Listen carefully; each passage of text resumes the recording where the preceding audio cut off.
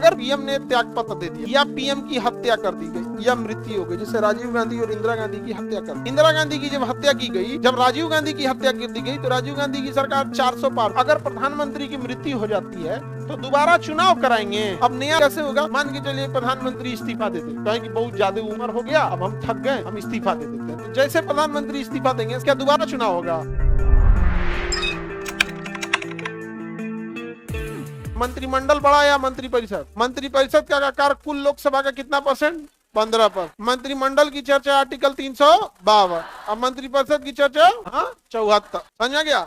इन दोनों के हेड कौन होते हैं? पीएम। अच्छा, पीएम अपने हिसाब से सेट कर, अगर पीएम ने त्याग पत्र दे दिया, सपोज कीजिए रिजिग्नेशन दे दी, या पीएम की हत्या कर दी गई या मृत्यु हो गई, जैसे राजीव गांधी और इंदिरा गांधी की हत्या कर पंडित जवाहरलाल नेहरू की हो, तो कंडीशन जब संविधान में लिखेगा तो हर कंडीशन को लिखेगा। तो जैसे यहाँ होता है पीएम के, अब प्रधानमंत्री अपने पद से इस्तीफा देते हैं या मृत्यु या त्याग पत्र दे देते हैं, तो जितना मंत्रिपरिषद है, अगर हम मंत्रिपरिषद बोल रहे हैं तो ऑटोमेटिक मंत्रिमंडल समझ जाइएगा, क्योंकि मंत्रिमंडल इसी के अंडर में आता है। ये सब का सब भंग कर दिया, लेकिन चुनाव दोबारा नहीं होगा। चुनाव तभी होगा जब लोकसभा भंग। चुनाव कब भंग होगा? लोकसभा भंग हो। और लोकसभा तब तक भंग नहीं होगा जब तक आपके पास बहुमत है, तब तक भंग नहीं होगा जब तक आपके पास बहुमत है। जैसे इंदिरा गांधी की जब हत्या की गई तो लोकसभा क्यों भंग करने की जरूरत पड़ेगी? कांग्रेस को उस समय भी लोकसभा में क्या था? बहुमत। समझा गया? जब राजीव गांधी की हत्या कर दी गई तो राजीव गांधी की सरकार 400 पार। समझा गया? इनारा किसका था? 400 पार का, राजीव गांधी का। उनको मिलबो किया था 400, मतलब वहां। तो क्या अगर प्रधानमंत्री की मृत्यु हो जाती है तो दोबारा चुनाव कराएंगे? चुनाव कब होगा? जब लोकसभा भंग होगा तब। प्रधानमंत्री की मृत्यु या त्याग पर से मंत्रिपरिषद भंग होता है, न कि लोकसभा। इसलिए चुनाव नहीं होता है, बल्कि नए प्रधानमंत्री की नियुक्ति राष्ट्रपति कर देते। अब नया राष्ट्रपति कैसे होगा? जिसकी पार्टी की सबसे ज्यादा सीट होगी उसी को मौका दिया जाएगा। अब वो पार्टी डिसाइड करे कि और किसे चेहरा बनाना चाहती है। जैसे सबसे ज्यादा सीट अभी बीजेपी, तब बीजेपी डिसाइड करे इंटरनली कि मोदी जी को रखना है कि योगी जी को रखना है कि अमित शाह जी को रखना है, किसको रखना है, वो इंटरनल पॉलिटिक्स का। लेकिन लोकसभा में जिसका ज्यादा सीट है फिर उसको क्या बना दिया जाएगा? प्रधानमंत्री। अब वो प्रधानमंत्री आएगा, मान के चलिए प्रधानमंत्री इस्तीफा देते, कहें कि बहुत ज्यादा उम्र हो गया, अब हम थक गए, हम इस्तीफा दे देते हैं। तो जैसे प्रधानमंत्री इस्तीफा देंगे सारे मंत्रिपरिषद को अपना इस्तीफा ऑटोमेटिक हो जाएगा, उसमें देना नहीं पड़ेगा इस्तीफा। जैसे प्रधानमंत्री की मृत्यु या इस्तीफा दिया जाता है सारा मंत्रिपरिषद खत्म हो जाता है। तो क्या दोबारा चुनाव होगा? अब ये ना हुआ है जी, लोकसभा थोड़े भंग हुआ है कि चुनाव हो जाएगा। चुनाव तभी होगा जब 5 साल कंप्लीट हो जाए या फिर सरकार बहुमत में किसी को ना आए, तब नया जैसे प्रधानमंत्री सपोज कीजिए इस्तीफा देती है और कहे कि भाई बहुत थक गए, अब अमित शाह, उस कंडीशन में फिर प्रधानमंत्री कौन बन जाएंगे? और जितने मंत्री थे अब वो अपने हिसाब से सेट करेंगे, किसको शिक्षा मंत्रालय देना है, किसको राज्य मंत्री देना है, किसको उप मंत्री देना है, किसको कैबिनेट, वो अपने हिसाब से सेट। हो सकता है कि पुराने ही मंत्रिमंडल को कॉपी पेस्ट मार दे, या थोड़ा बहुत उसमें चेंजिंग कर दे, या कंप्लीट चेंजिंग कर दे, एक को पुरानकन को ना रखें, या पूरे पुरानकन को, उनका मर्जी है। समझ में आ गया कि नहीं आ गया? तो बताइए मंत्रिपरिषद या मंत्रिमंडल का हेड कौन होता है? पीएम। पीएम के मृत्यु या त्यागपत्र से मंत्रिपरिषद भंग होता है या लोकसभा? मंत्रिपरिषद। दोबारा चुनाव होगा या केवल पीएम की नियुक्ति होगी? केवल पीएम की नियुक्ति। और नया पीएम अपने हिसाब से क्या बनाएगा? मंत्री परिषद। क्या वो पुराने वाले को रखेगा या चेंज करेगा? जो मन वो करे, जो मन वो करे।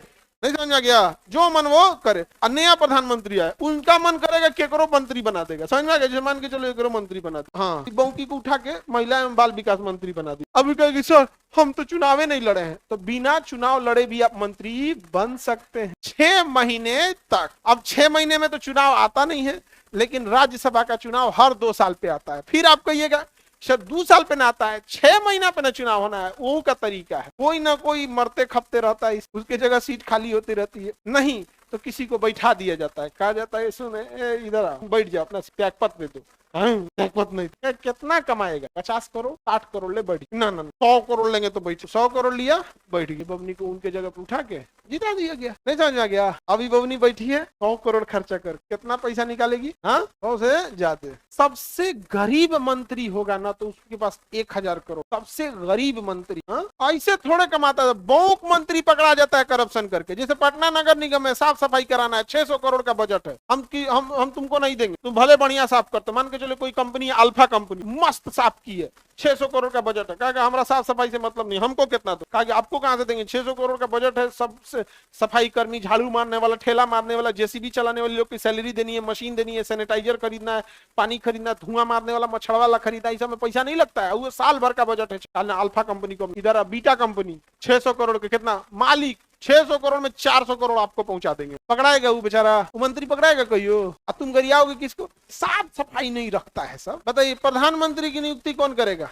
राष्ट्रपति, केकरा सलाह गया काम से। मंत्रियों की नियुक्ति तो प्रधानमंत्री के सलाह पे हो गया, अब प्रधानमंत्री की नियुक्ति केकरा सलाह पे होगी, बहुमत के आधार। प्रधानमंत्री की नियुक्ति बहुमत के आधार, बहुमत किधर, लोकसभा, बहुमत कितना परसेंट होता है, 50%। तो प्रधानमंत्री की नियुक्ति बहुमत के आधार पर कौन करेगा, राष्ट्र। अन्य मंत्रियों की नियुक्ति प्रधानमंत्री के सलाह पर राष्ट्रपति।